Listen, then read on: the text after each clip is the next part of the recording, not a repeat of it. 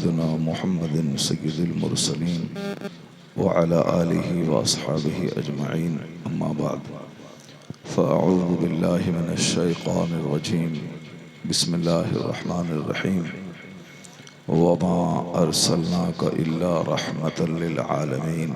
صدق الله العظيم وصدق رسوله النبي الكريم، ونحن على ذلك من الشاهدين والشاكرين والحمد لله رب العالمین. ایک بار ادب سے آقائے دو جہاں فخر رسولاں سید انس و جاں جناب محمد الرسول اللہ صلی اللہ علیہ وسلم کی بارگاہ بے کس پناہ میں نذران درود پیش کرنے کی سعادت حاصل کریں. پڑھیے اللہم صلی علی سیدنا و مولانا محمد معدن الجود والکرم وآلہ وبارک وسلم صلاۃ و سلام علیک یا رسول اللہ. ہمارے صوفی شبیر صاحب نے سوچا کہ دعا تعویذ کے ذریعہ روحانی علاج تو میں کرتا ہی ہوں، علماء کرام کو بولا کر کے بھی ایک زبردست سماجی انقلاب کا کام کیا جائے. انہوں نے اپنے پیسے کا بر وقت صحیح استعمال کیا اور لوگوں کو صحیح راستہ دکھایا، تو اس سرزمین میں ایک زبردست کانفرنس منعقد ہو گئی. سبحان اللہ. نعت خوانی ہوئی، خطابات ہوئے، ہمارے شاعر مسلک اعلیٰ حضرت محبوب گوہر صاحب کی زبردست نظامت ہوئی، شیر بہار کے سجادگان کی خوبصورت آمد ہوئی. اس طریقے سے یہ زمین اب برسوں تک اس کانفرنس کو یاد رکھے گی. جس زمین پر لوگ بیٹھ کر اللہ رسول کا ذکر کرتے ہیں، وہ زمین اپنی خوش نصیبی پہ ناز کرتی ہے. جیسے ہمارے گھر پہ کوئی بڑے بزرگ مہمان آتے ہیں تو میری نسلیں چرچا کرتی ہیں کہ ہمارے گھر مفتی اعظم ہند آئے تھے، ہمارے گھر حضور تاج الشریعہ تشریف لائے تھے. جو لوگ آج سے 50-100 سال پہلے کے ہیں وہ کہتے ہیں ہمارے گھر سرکار اعلیٰ حضرت آئے تھے. جو لوگ 800 سال پہلے کے ہیں ان کے گھر غوث پاک گئے تو وہ کہتے ہیں کہ میرے گھر غوث اعظم کی آمد ہوئی تھی. سبحان اللہ. تو آدمی فخر محسوس کرتا ہے جب ان کے یہاں کوئی اللہ والا آتا ہے. اسی طرح زمین فخر کرتی ہے جب اس پر بیٹھ کر کوئی اللہ کا ذکر کرتا ہے. اس زمین پر بہت سارے لوگ ہیں، الگ الگ کام کرتے ہیں. کوئی اس وقت موبائل چلا رہے ہوں گے، خرافات دیکھ رہے ہوں گے، کوئی فلمی گانے سن رہے ہوں گے، نہ جانے کسی کوٹھے پہ کیا کاروبار چل رہا ہوگا، کہیں جوا بازی ہو رہی ہوگی. مگر آج یہ زمین کا خطہ مسکرا رہا ہے کہ مجھ پر مسلمان بیٹھ کر اپنے خالق کو یاد کر رہے ہیں. جس نبی محترم کا احسان ساری کائنات پہ ہے، اس نبی محترم کا چرچا جتنا کیا جائے کم ہے. اللہ نے اپنے محبوب کے ذکر کا اتنا شاندار انتظام کیا ہے کہ اس روئے زمین پر جب تک مسجد باقی رہے گی، نماز پنجگانہ کے لیے اذان ہوتی رہے گی. اور اذان کا سسٹم اتنا خوبصورت اللہ رب العزت نے دیا ہے کہ دنیا کے پورب کے حصے سے پچھم کے کونے تک ہر 1 منٹ کے بعد پوری دنیا میں اذان گونجتی رہتی ہے. ایک وقت میں ساری دنیا میں اذان نہیں ہوتی. ابھی 3 بجے انڈونیشیا کے پوربی حصے میں اذان شروع ہوگی. اب دھیرے دھیرے ہندوستان آتے ہوئے اسے 1.5 گھنٹے لگ جائیں گے. یہاں سے اسی فجر کے ٹائم کو مکہ مدینہ پہنچنے میں 2 گھنٹے لگ جائیں گے. پھر وہاں سے افریقہ جانے میں اور 2 گھنٹے لگیں گے. امریکہ پہنچنے میں 6-7 گھنٹے لگیں گے. پھر دوبارہ انڈونیشیا سے ظہر کی اذان شروع ہو جائے گی. پھر وہ آگے آگے اذان جائے گی، ہندوستان نہیں پہنچے گی کہ پھر وہاں سے عصر کی اذان پیچھے پیچھے آئے گی. وہ عصر کی اذان بھی بنگلہ دیش کی سرحد پہ نہ پہنچے گی کہ مغرب کی اذان انڈونیشیا سے آنے شروع ہوگی. فجر آگے آگے جا رہی ہے اور دوسرے وقت کی نمازیں اذان پیچھے پیچھے آ رہی ہے. اس طرح آخری کونے میں جہاں فجر کا ٹائم ختم ہوتا ہے، پھر وہاں پہلے کونے پہ دوسرے دن فجر کے وقت کا آغاز ہوتا ہے. اس طریقے سے اللہ نے ایک ایسا نظام دیا ہے کہ ایک لمحہ بھی اذان سے دنیا خالی نہیں ہو. اس اذان میں ہے کیا؟ اشہد ان لا الہ الا اللہ، میں گواہی دیتا ہوں کہ کوئی معبود نہیں سوائے اللہ کے، واشہد ان محمد رسول اللہ، میں گواہی دیتا ہوں کہ محمد اللہ کے رسول ہیں صلی اللہ علیہ وسلم۔ چاہے ہم نبی کا چرچا کریں نہ کریں، اذان تو بند نہیں ہوگی، اذان تو ہو کے رہے گی، چاہے گردن پہ تلوار چلے، چاہے آدمی ہجرت کرے، چاہے طوفان آندھی زلزلہ آئے، اذان بند نہیں ہوگی۔ اذان بند نہیں ہوگی تو مصطفیٰ کا ذکر بھی بند نہیں ہوگا، ہوتا رہے گا۔ یہ اپنے مقدر کی بات ہے کہ میں مصطفیٰ کا ذکر کروں تو میرا احسان مصطفیٰ پہ نہیں ہے، یہ احسان ان کا ہے کہ انہوں نے مجھے اپنی زبان سے ذکر کرنے کا موقع عطا فرمایا۔ اس لیے جتنا زیادہ ہو زندگی کو پرتاثیر بنانے کے لیے اللہ کے رسول کا ذکر کرتے رہے، زبان کسی بھی وقت خاموش نہ رہے، ہر وقت اس زبان پہ اللہ کی تسبیح جاری رہے، یہی مقصد حیات ہے، یہی دنیا میں پیدا ہونے کا مقصد ہے۔ ورنہ کھانا پینا سو جانا مر جانا تو جانور بھی کرتا ہے، اور مجھ سے زیادہ جانور کھاتا ہے، چونکہ میں 4 روٹی کھا لوں تو وومیٹنگ شروع ہو جاتی ہے، جانور 50 روٹی کھا لے پھر بھی اس کی بھوک باقی رہتی ہے، میں 3 گلاس پانی پی لوں تو میں سیراب ہو جاتا ہوں، جانور 3 بالٹی پانی پینے کے بعد بھی پیاسا رہتا ہے۔ میں اگر سال میں 2 سال میں 1 بچے پیدا کروں تو تھک جاتا ہوں، جانور 1 سال میں 2 درجن بچہ پیدا کرتا ہے۔ تو نہ ہمارے پاس جانور سے زیادہ سیکس کی طاقت ہے، نہ ہمارے پاس پینے اور کھانے کی طاقت ہے، نہ ہمارے پاس خرگوش کی طرح نیند لینے کی طاقت ہے۔ میں 8 گھنٹے سوؤں تو کروٹ درد کرنے لگے۔ جانور مجھ سے زیادہ سوتے ہیں، جانور مجھ سے زیادہ کھاتا ہے، جانور مجھ سے زیادہ بچے پیدا کرتا ہے۔ آخر کس بنیاد پر میں جانور سے سپیریئر ہوں؟ کس بنیاد پر میں اس سے اشرف ہوں؟ بس ایک ہی بنیاد ہے کہ جانور کو عقل سلیم اللہ نے نہیں دیا ہے، اور انسان کو اللہ نے عقل سلیم کی نعمت دی ہے۔ تو اب یہ انسان اگر عقل سے کام لے کہ میں کیوں پیدا ہوا ہوں، میں کیوں اپنی مرضی کے خلاف بہت جلد مر جاتا ہوں، میں چاہتا کچھ ہوں اور ہو کچھ جاتا، میرا پلان ساکار نہیں ہوتا ہے، آخر ہے تو کوئی جو میری ساری باتیں پوری ہونے نہیں دیتا ہے تو کوئی جو میں چاہتا ہوں خوبصورت اولاد ہو مگر اولاد میری بدصورت ہو جاتی، کوئی ہے ایسا کرنے والا؟ میں چاہتا ہوں مجھ کو نوکری ملے 1 لاکھ ماہانہ کماؤں مگر میں 10,000 روپے پہ آؤٹ ہو جاتا ہوں، کوئی ہے جہاں سے امید بندی رہتی ہے وہیں سے مایوسی ہوتی ہے، اور جہاں سے مایوسی تھی وہیں سے امید پوری ہو جاتی ہے۔ آخر کوئی ہے دنیا کا سنچالک، کوئی ہے جو مجھے بتاتا ہے کہ تیرے چاہنے سے کچھ نہیں ہوتا ہے، وہی ہوتا ہے جو منظور خدا ہوتا ہے۔ اللہ تبارک و تعالی مولا علی کہتے ہیں کہ عرفت ربی بفسخ العزائم، میں نے اپنے رب کو پہچان لیا۔ کب؟ جب میرے ارادے ٹوٹ جاتے ہیں تو میں نے پہچان لیا کہ میرا رب ہے، میں کچھ چاہتا ہوں میرا رب کچھ چاہتا ہے۔ اس کا مطلب ہے کہ منمانے ڈھنگ سے جینے کے لیے اس دنیا میں کچھ نہیں، میں پیدائش میں اللہ کا محتاج ہوں اور میں اپنی مرضی سے جیتا نہیں ہوں، میں اپنی مرضی کے خلاف بہت جلد مر جاتا ہوں۔ اس رب کائنات نے کیوں مجھ کو پیدا کیا؟ اس رب کائنات نے میرے لیے کیوں اتنی ساری نعمتیں پیدا کی؟ تنہائی میں بیٹھ کر غور کرنا پڑے گا کہ کھانے کے لیے اتنی نعمتیں اللہ نے دی ہیں، صرف کھانے پہ بندہ غور کرے، اگر ضمیر زندہ ہے تو آنکھ سے آنسو کے قطرے بہہ جائیں، اگر ضمیر زندہ ہے تو 5 وقت کی نہیں، وہ کوشش کرے گا کہ ان فرائض کے علاوہ 2-4-10 رکعت نماز شکر اور ادا کروں، چونکہ ہم غور نہیں کرتے ہیں، چونکہ ابھی ہمارا سارا فوکس جانوروں کی طرح کھانے پینے اور عورتوں تک محدود ہے، اسی لیے ہمیں بہت بڑی بات سوچنے کے لیے فرصت نہیں ملتی، چونکہ ہم کبھی نہیں سوچتے۔ کبھی آپ نے غور کیا کہ اللہ کھانے سے پاک ہے اور اللہ کے اتنے فرشتے دنیا میں ہیں، ہماری تو کاؤنٹنگ ہے۔ پرسوں کا جو سروے آیا ہے امریکہ سے، اس سروے کے مطابق 2023 میں، جو 2022 کی اکتوبر ہے، 2 مہینے کے بعد 2023 میں دنیا کی آبادی ہو جائے گی 800 کروڑ، یعنی 8 ارب کی آبادی دنیا کی۔ تو 8 ارب اب کیسے؟ اب ہر ملک میں وہاں کی آبادی کا رجسٹر موجود ہے۔ اس طریقے سے پوری دنیا کا سروے کرنے کے بعد کم و بیش 2-4-10 کروڑ آگے پیچھے 2 ارب کی آبادی دنیا کی ہے۔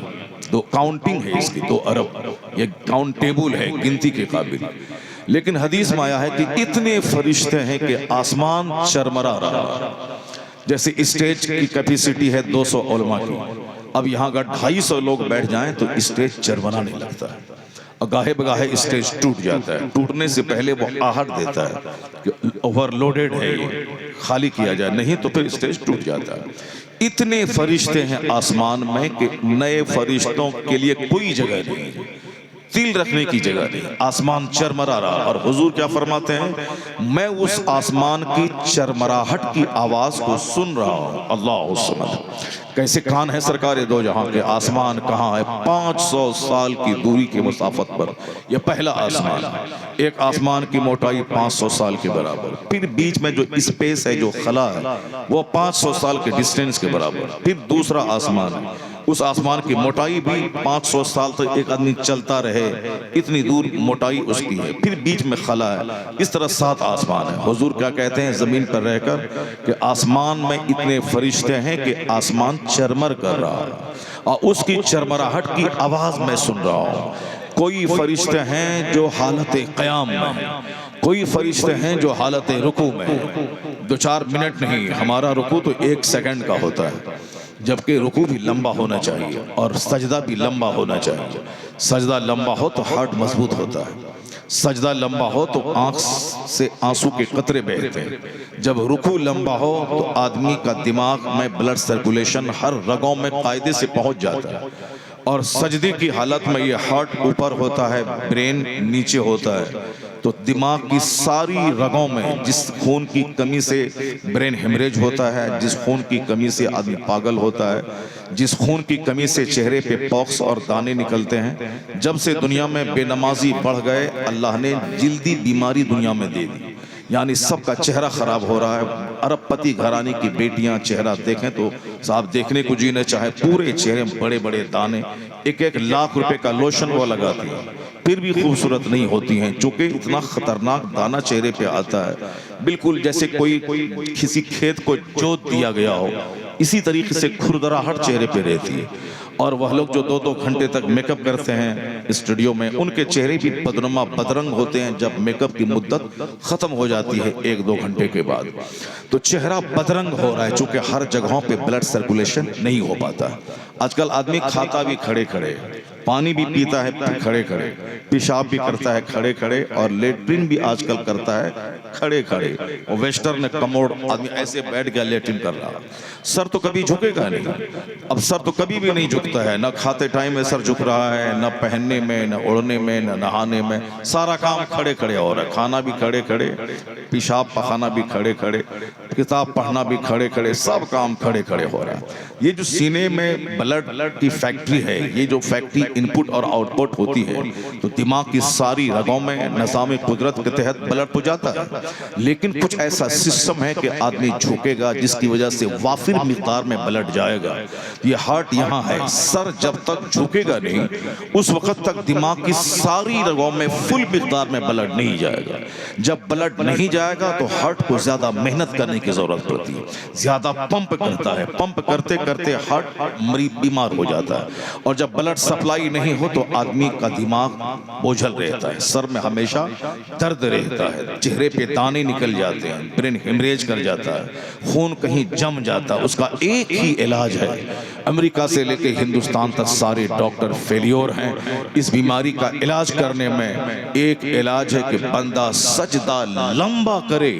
1 کروڑ کی دوائی سے وہ فائدہ نہ ہوگا جو سجدے کی درازی سے پہنچ جائے گا.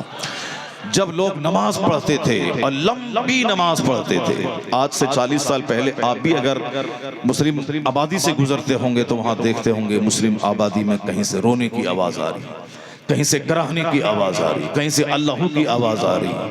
میں بھی آج سے 40 سال پہلے ایک علاقے میں ایگزام دینے گیا تھا.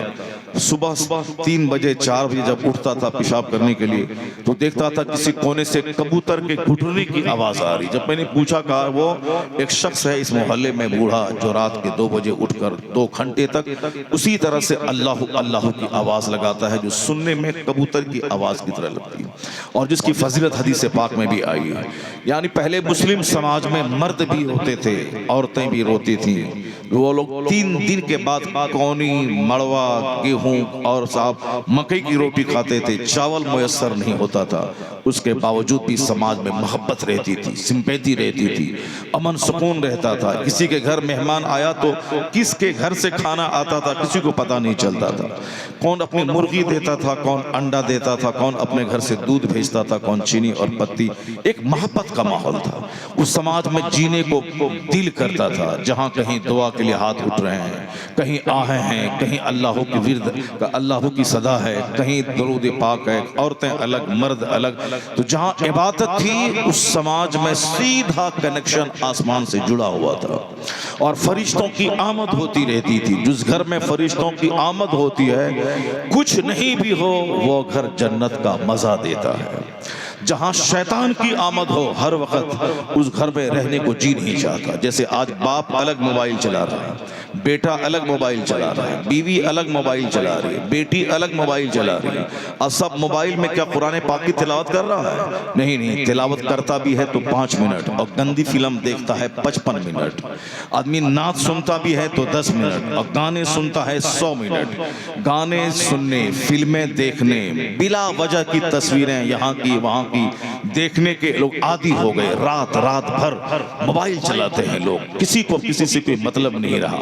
پہلے اولاد ماں باپ کی گود میں کھیلتی تھی، ماں باپ کا سینہ چوڑا ہوتا تھا اور ٹھنڈک پہنچتی تھی، لیکن آج بیٹے باپ کے پاس نہیں جاتے، وہ موبائل میں لگے ہیں۔ پہلے بیوی شوہر کے پاس بیٹھ کر 1 گھنٹے تک سر میں تیل لگاتی تھی۔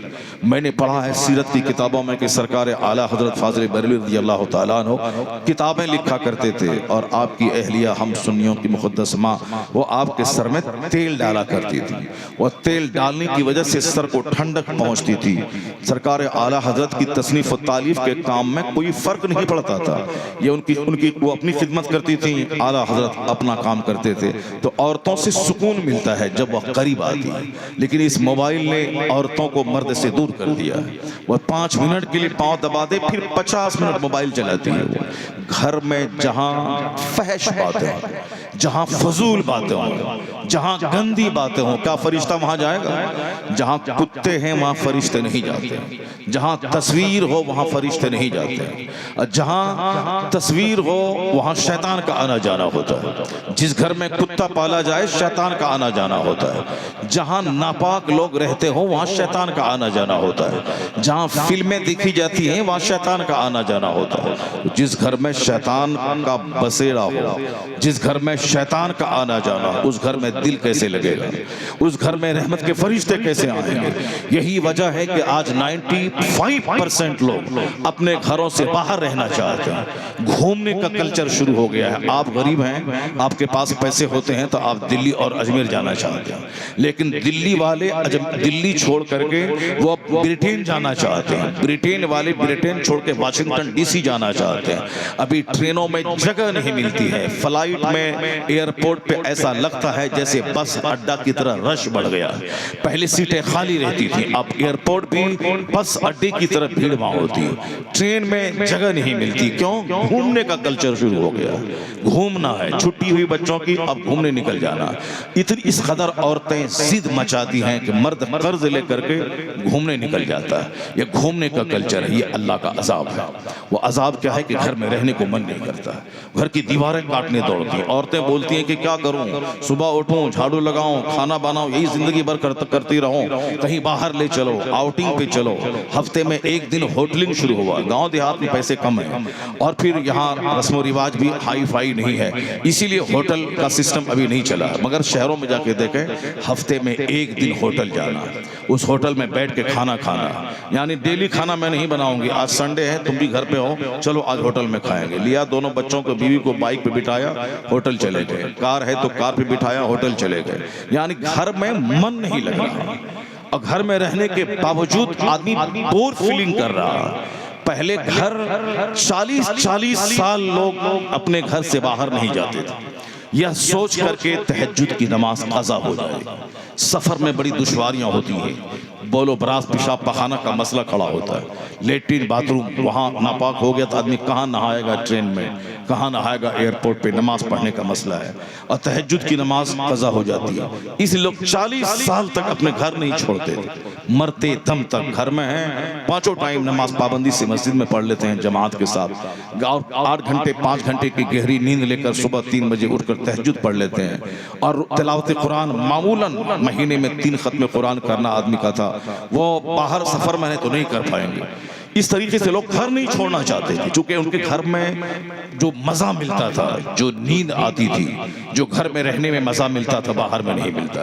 وہی گھر تو ہے جہاں لوگ 50 سال میں گھر چھوڑنا نہیں چاہتے، لیکن آج بھی وہی گھر ہے، لوگ گھر میں رہنا نہیں چاہتے، گھر سے بھاگنا چاہتے ہیں۔ کبھی چوک چوراہے پہ جا کے دیکھیں بھیڑ لگی ہوئی، بازار میں جا کے دیکھیں بھیڑ لگی ہوئی۔ حضور نے کہا تھا سب سے بہترین جگہ مسجد ہے اور سب سے بری جگہ بازار ہے، سب سے اچھا آدمی وہ ہے جو مسجد سب سے پہلے جائے اور سب سے اخیر میں آئے، وہ سب سے اچھا آدمی، اور سب سے برا آدمی وہ ہے جو بازار سب سے پہلے جائے اور سب سے اخیر میں آئے۔ اور بازار جانے کی نوبت ہوتی ہے تو آدمی سب سے اخیر میں جائے، سامان خریدے اور سب سے پہلے آ جائے۔ بازار کے بغیر کام نہیں چلے گا، تو آدمی وہی اچھا ہے جو بازار سب سے اخیر میں جائے اور سامان خرید کے سب سے پہلے آ جائے۔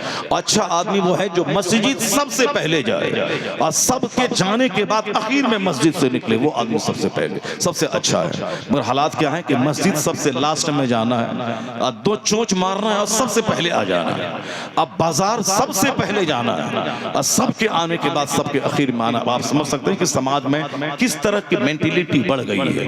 گھر میں رہنے کو جی نہیں چاہتا، دالان پہ، چوک پہ، چوراہے پہ، چائے کی دکان پہ، باہر گھر آنے کے بعد غصہ ہوتا ہے۔ شوہر کو بیوی سے غصہ ہے، بیوی کو شوہر کا چہرہ دیکھ کے غصہ آتا ہے، اولاد کو ماں باپ کو دیکھ کے غصہ آتا ہے، ماں باپ کو اولاد کی نافرمانی بدچلنی دیکھ کے ماں باپ کو غصہ۔ جہاں غصہ ہو اس گھر میں من نہیں لگے گا، جہاں نافرمانیاں ہوں اس گھر میں من نہیں لگے گا، جہاں صرف دنیا کی باتیں ہوں اس گھر میں کبھی طبیعت نہیں لگے گی۔ باہر گھومنا اسی لیے ہے کہ گھر میں شیطان کا اڈا ہے، 24 گھنٹے وہاں گانے بجانے دنیا داروں کے ترانے ہیں۔ اگر یقین نہیں آئے تو کوئی ڈل جھیل، Ooty, Paris, Washington D C, Thailand جانے کی کوئی ضرورت نہیں۔ اپنے گھر کو تلاوت سے سجا دیں، اپنے گھر کو درود سے سجا دیں، اپنے گھر میں روزانہ 1000 بار کلمہ پڑھیں، 1000 بار درود پڑھیں، تو پھر گھر چھوڑ کے پیرس جانے کو دل نہیں کرے گا۔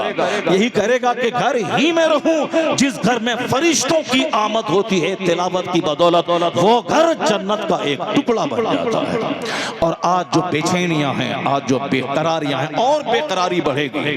خودکشی کے واردات دنیا میں بڑھ گئے، پڑھا لکھا آدمی بھی زہر کھا کے مر رہا ہے، مولوی ٹائپ کا آدمی بھی زہر کھا کے مر رہا ہے۔ کون مولوی؟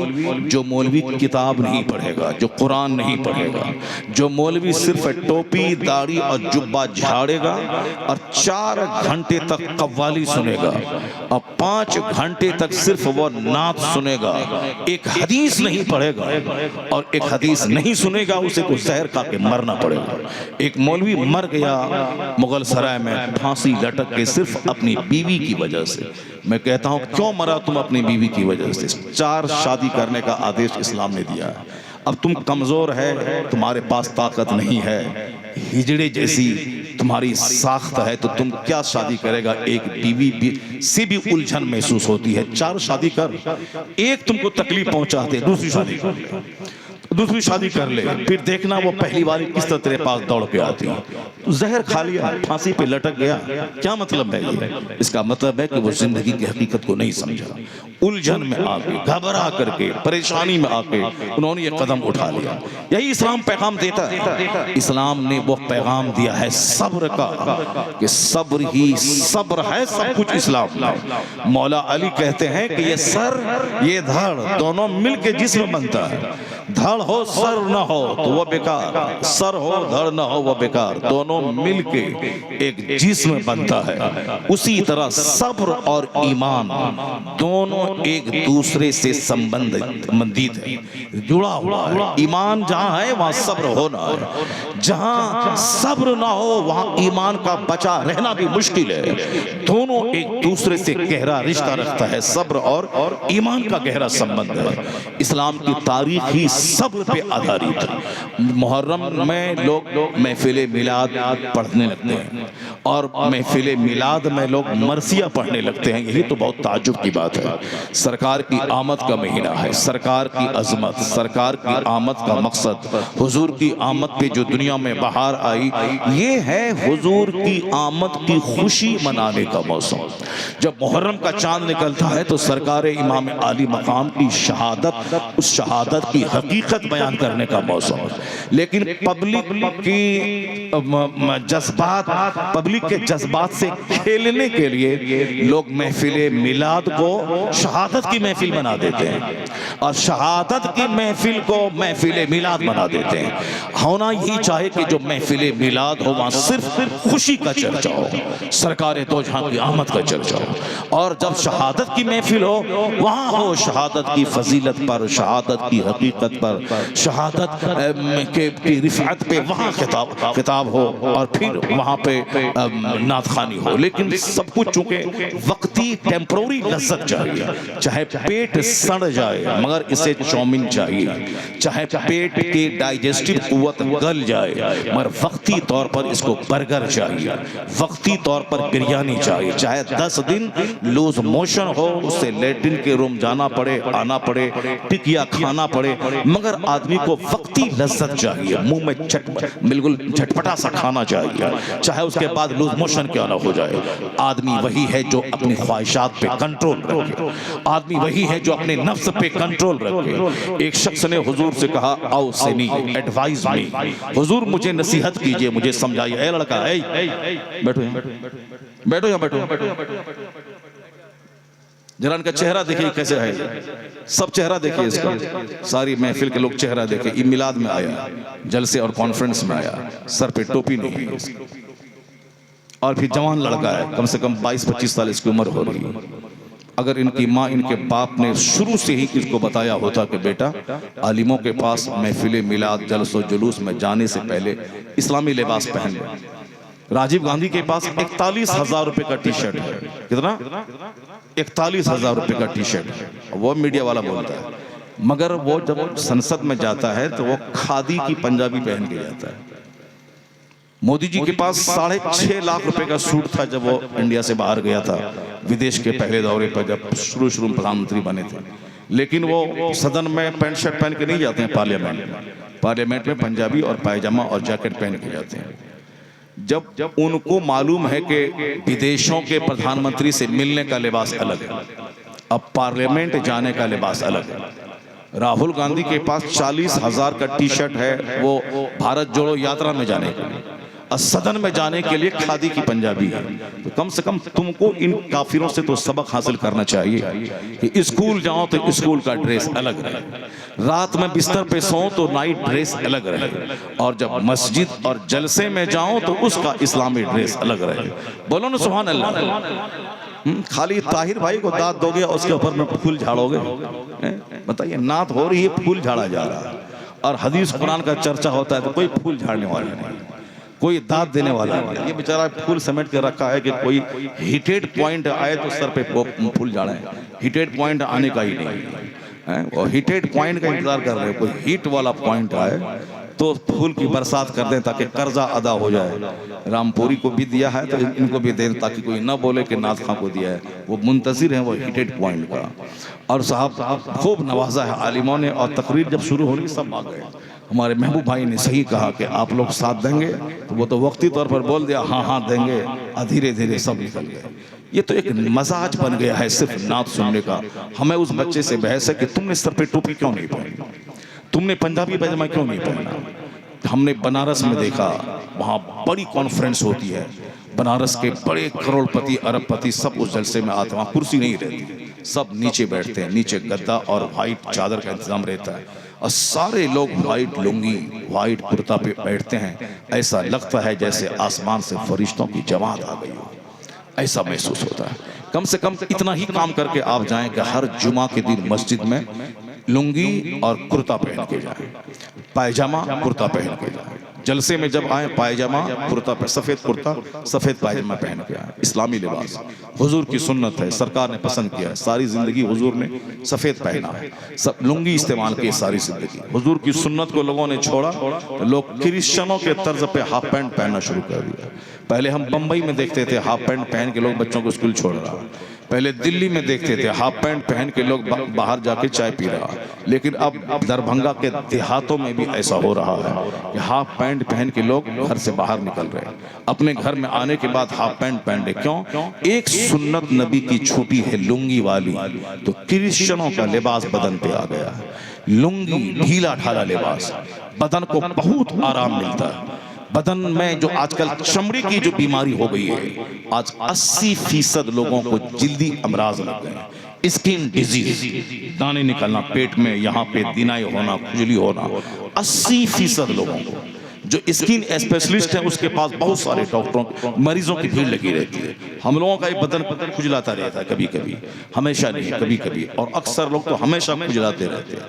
پہلے تو چلو بھئی یہاں جان کے اندر میں یہاں گندگی ہے تو چلو تھوڑا سا وہاں میل جمنے کی وجہ سے کھجلی ہوتی ہے، لیکن اب تو پورے بدن کھجلاتا ہے آدمی کا، سر نوچتا رہتا ہے آدمی، داڑھی کے بال نوچتا رہتا ہے، پورے بدن میں کھجلاہٹ کی بیماری، چونکہ نہانے کا طریقہ غلط ہے، لباس پہننے کا طریقہ غلط ہے، کھانے پینے کا طریقہ غلط ہے۔ سرکار دو جہاں کے آنے کا مقصد ہی یہی تھا کہ ہمیں بتا دے کہ میں کیسے کھاؤں، ہمیں سرکار بتا دے کہ میں کیسے کپڑا پہنوں، ہمیں حضور بتا دے کہ میں شادی بیاہ کیسے کروں، ہمیں سرکار بتا دے کہ میں بازار کیسے جاؤں، ہمیں حضور بتا دے کہ میں مسجد کیسے جاؤں، ہمیں حضور بتا دے کہ باتھ روم میں پہلے کون سا پاؤں رکھوں، ہمیں حضور بتا دے کہ مسجد میں پہلے میں کون سا پاؤں رکھوں۔ دیکھیں وہ سب محفل خالی کر رہے، جو ہمارے سامنے بابا بیٹھا ہوا اونگ رہا ہے، دیکھیں بابا اے بابا بابا نہیں کیا طاہر بھائی کی نعت سنتے وقت آپ تو بہت مزے میں تھے، اور آ کے آپ بولے تھے تقریر شروع کروائیے ورنہ ہم چلے جائیں گے، اور جب تقریر شروع ہوئی آپ ہی چلے گئے، تقریر شروع ہوئی آپ چلے گئے۔ یہ آپ کا قصور نہیں ہے، یہ قصور جلسہ کے مینیجنگ کمیٹی کا ہے، جنہوں نے رات کے 2 بجے دین اسلام کی بات سنانے کے لیے مجھ کو بٹھایا، اور جب آدمی تر و تازہ دم تھا تو اس وقت ایک نعت کا سلسلہ چل گیا، 10 بجے سے لے کے 2 بجے تک نعت ہوئی، 10 11 12 1 2 4 گھنٹے نعت ہوئی، جس وقت آدمی تازہ دم تھا، اور جب لوگ 4 گھنٹے نعت سن کے تھک گئے، اب آٹومیٹک فطری طور پر سونا ہے، اس وقت میں دین اسلام کی بات سمجھانے والی بات آ گئی۔ ایسا نہیں ہوتا ہے، وہی 10 سے لے کے 2 بجے تک دین کی بات ہو جاتی، اور 2 بجے سے لے کر کے 3 بجے 4 5 بجے تک نعت خوانی ہو گئی ہوتی۔ کتنا اچھا ہوتا، جو سونے والے ہوتے اس کے سامنے جب گایا جاتا ہے اس کی بھی آنکھ کھل جاتی ہے، لیکن واعظ نصیحت سمجھانے سے آدمی کو اور نیند آنے لگتی ہے، اس لیے سسٹم بدلنا ہوگا سارے جلسوں کا۔ شروع میں 2 گھنٹے کی تقریر ہو جائے، پھر بعد میں 2 گھنٹے کی نعت پڑھوانی ہو تو نعت پڑھوا لے، پھر صلاۃ و سلام دعا کرو اور گھر چلے جاؤ۔ جلسے کو شارٹ کریں، پوری رات کا جلسہ نہیں چلے گا۔ آپ نے تو بولا تھا کہ مولانا کو پہلے بلوا دیں گے تو سارا مجمع بھاگ جائے گا، لیکن مولانا کو لاسٹ میں دیا تو ساری کرسی خالی ہو گئی پیچھے سے۔ یہی ہوتا ہے، کسی کے نام پہ آج لوگ نہیں رہتے ہیں جلسے میں، چاہے کتنوں سے بڑا عالم ہو، وہ تو اپنے ساتھ تاج الشریعہ اس کوالٹی کو لے کر چلے گئے کہ جن کے نام پہ 5 لاکھ کا مجمع جمع ہوتا تھا۔ جس اتحاد میں قدم رکھ دیں تو آدمی 10 گھنٹے تک ان کی ایک جھلک دیکھنے کے لیے کھڑے رہتے تھے۔ یہ صرف اور صرف ان کا ہی حصہ تھا۔ گوا میں کانفرنس ہوئی، 3 لاکھ سے زیادہ لوگ آ گئے، 3 لاکھ سے زیادہ لوگ آگئے۔ کہاں سے آگئے؟ وہاں کی گورنمنٹ فکر مند تھی، اس چھوٹے سے اسٹیٹ میں اتنے لاکھ مصطفیٰ کے دیوانے کہاں سے آگئے؟ 500 کلومیٹر دور تک خبر آئی کہ گوا آ رہے ہیں، 500 کلومیٹر دور سے لوگ چلے گئے۔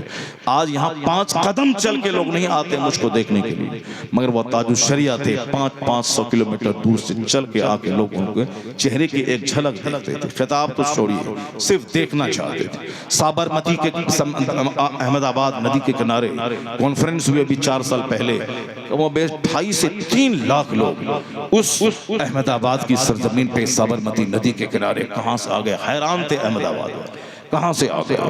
ابھی اسے ہم اسی طرف سیتامڑھی علاقے میں تاج الشریعہ کی آمد کا اعلان آج سے 6 سال پہلے ہوا تھا. لگ بھگ 3-4 لاکھ لوگ دور دراز سے چل کے بھیڑ لگا چکے تھے، مگر تاج الشریعہ آ نہیں پائے کیونکہ کچھ پرابلم تھا. آئے نہیں تو یہ حال تھا، جب آ جاتے تو کیا حال ہوتا. آج سے 10 سال پہلے کشن گنج علاقے میں بہت بڑی عالمی کانفرنس ہوئی تھی، میں بھی اس میں مدعو تھا. اتنا بڑا پنڈال اس سے ڈبل تو صاحب صرف سائیکل کی پارکنگ کے لیے انتظام تھا.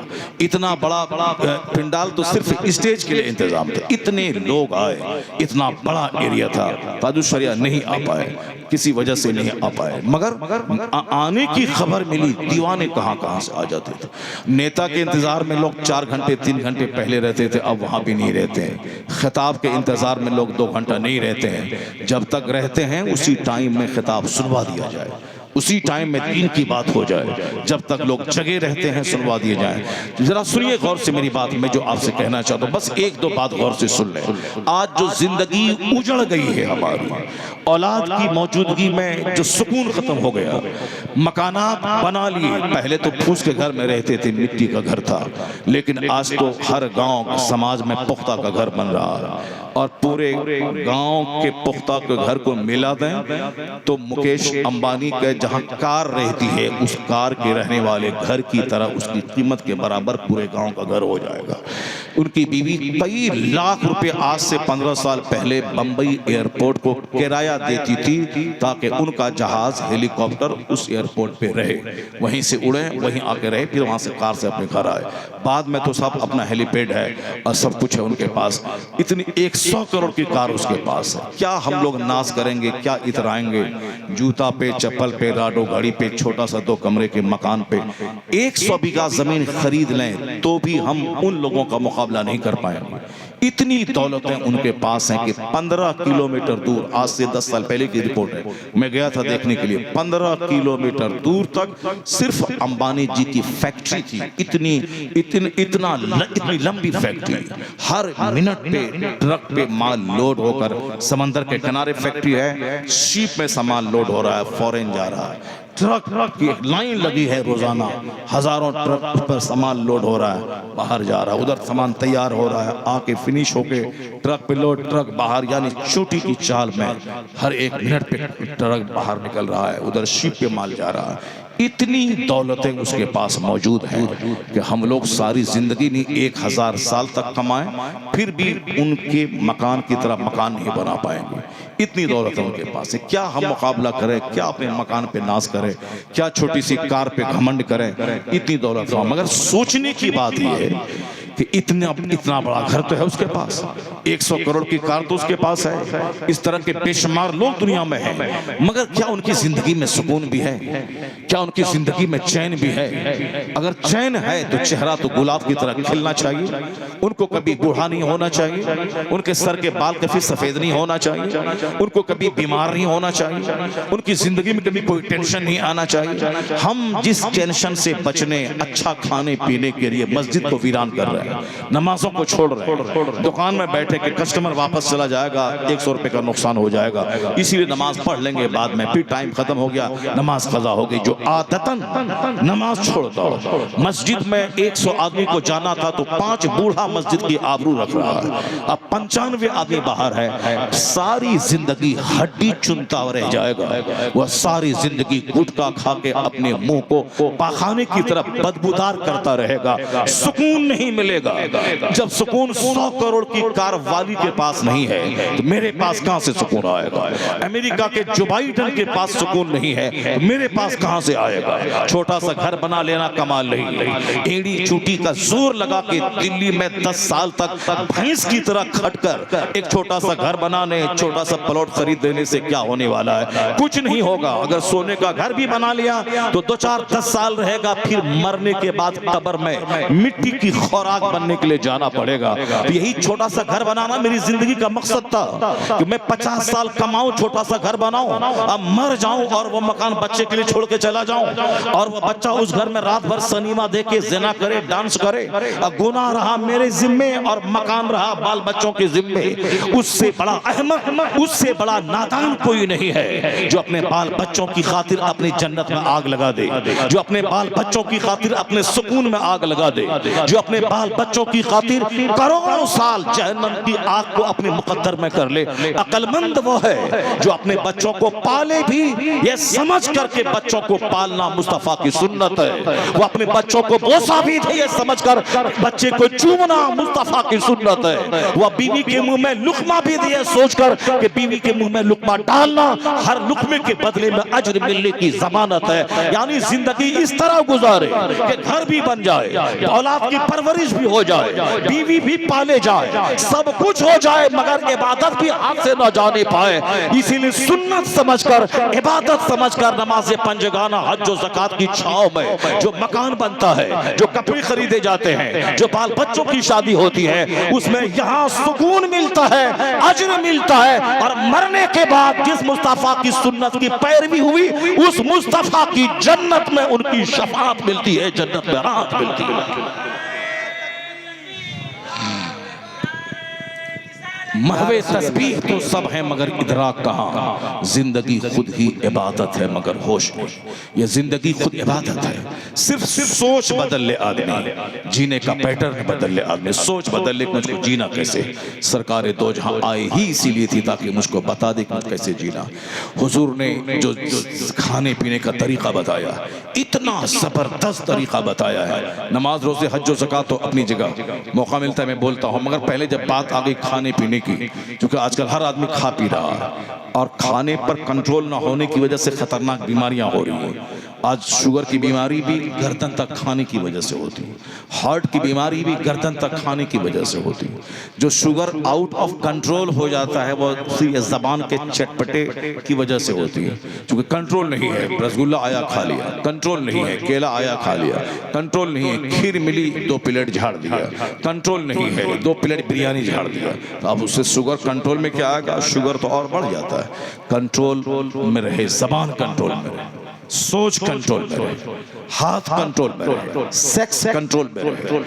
آج لوگ کہتے ہیں کہ زبان پہ کنٹرول رکھو, کھانا پینا مت کھاؤ زیادہ اور فضول بات مت کرو زیادہ. ورنہ آج ہی ٹرین میں میں نے دیکھا ایک بہت محبت سے 2 آدمی باتیں کر رہا تھا, لیکن آخر میں کچھ ایسی باتیں بول دیا کہ دونوں منہ پھلا کے بیٹھ گئے, ایک ادھر بیٹھ گیا ایک ادھر بیٹھ گیا, بات کرنا بند کر دیا. بہت محبت سے پہلے ایک پلیٹ میں کھانا کھانا, پھر بعد میں لڑائی, بات میں غصہ سب کے پاس ہے. ابھی ہاتھ چومتا ہے, 1 سیکنڈ کے بعد کچھ منہ سے نکل گیا, ساری عزتیں دل سے نکل کے پاؤں کے نیچے چلی گئی. یہ زبان پہ کنٹرول رکھنا, کچھ ایسا نہ ہو کہ جس سے دوستی دشمنی میں تبدیل ہو جائے. زبان پہ کنٹرول, کچھ ایسا بولا پھر جوتا کھول کے مارنا شروع کر دیا. لوگ کہتے ہیں زبان پہ کنٹرول. ایک کنٹرول زبان پہ غیبت مت کرو, فضول بات مت بولو, کسی کی برائی مت کرو, زبان سے اچھی بات بولو ورنہ چپ رہو. زبان کا استعمال یہی ہے. زبان پہ خاموشی کا تالا جس کا لگا رہتا ہے اس کو عزت ملتی, اس کی علمی حیبت چھپی رہتی ہے. ہمارے پوچھے شہزادگان کو کس قدر خاموشی کے ساتھ جیتے ہیں, چپڑ چپڑ نہیں بولتے رہتے ہیں. جب مائک پہ آتے ہیں خطاب کرتے ہیں, بولنا ہے دین کی بات تو ٹھیک ہے, اس کے علاوہ چپ چاپ رہتے ہیں, فضول باتیں نہیں بولتے. جو فضول باتیں بولتا ہے, مدرسے میں لڑائی, مسجد میں امام مؤذن میں لڑائی, ٹیچر 5 ہیں اسکول میں لڑائی, ہر جگہ لڑائی, گھر میں لڑائی, شوہر بیوی میں لڑائی, کیونکہ بیوی کی زبان پہ کنٹرول نہیں ہے. شوہر بیچارہ باہر سے تھک مر کے آیا ہے, یہ ماں کی شکایت کی پوٹلی لے کے بیٹھ گئی, تمہاری ماں ایسی ہے, تمہارے باپ ایسے ہیں, تمہاری پھوپھی ایسی ہے, تمہاری چچی ایسی ہے. بدتمیز, تم سب کی شکایت کھانا کھلا رہی ہو کہ سب کی شکایت کی پوٹلی لے کے آ گیا. شوہر کو نہیں رہا جاتا, کھانا اٹھا کے پھینک دیتا ہے, جوتا کھولتا ہے, مارنا شروع کر دیتا ہے. اب وہ رونے لگتی ہے, چلانے لگتی ہے کہ میرا شوہر ظالم ہے, مجھ کو مار رہا ہے. ظالم ہے یہ بعد میں, پہلے تم نے کیوں اس کو ان کی ماں کی شکایت کی, وہ بیٹا اس کا ہے، ماں ہے نا، ماں کی شکایت سننے کے بعد کسی بھی بیٹے کو چاہے وہ ماں کی خدمت کرے نہ کرے مگر خونی ہمدردی جو ہے وہ تو اندر میں رہتی ہے، اور تم نے شکایت کی تو اس کو تو غصہ آئے گا، 2-4 دن سنے گا، اب 5ویں دن تو دنا دن دینا شروع کرے گا۔ یہ جو مار پیٹ ہے صرف اسی لیے کہ کنٹرول زبان پہ نہیں ہے، شوہر بھی زبان پہ کنٹرول نہیں کیا، فوری طلاق دے دیا، اب اس کے بعد ساری زندگی دونوں کو الگ رہنا ہے، رونا ہے، پیٹنا ہے، بال بچوں کو سنبھالنا ہے، اور پھر اگر دوبارہ ملنا بھی ہے تو سینے پہ ایک پتھر رکھ کے کہ بیوی دوسرے سے نکاح کرے گی، پھر وہ اپنی مرضی سے طلاق دے گا، پھر عدت گزارے گی، پھر اس سے شادی ہوگی، ایک لمبا پروسیس سے گزرنا پڑتا ہے۔ زبان پہ جہاں کنٹرول ہے، جہاں کینچی کی طرح زبان نہیں چلتی ہے عورت کی اور مرد کی، وہاں سکون رہتا ہے، وہاں امن و امان رہتا ہے، وہاں پہ لڑائی جھگڑے کی نوبت کم آتی ہے۔ زبان پہ کنٹرول، لڑکا گیا یہاں سے دلی پنجاب، زبان پہ کنٹرول نہیں تھا، مار کھا کے وہاں سے بھاگ گیا۔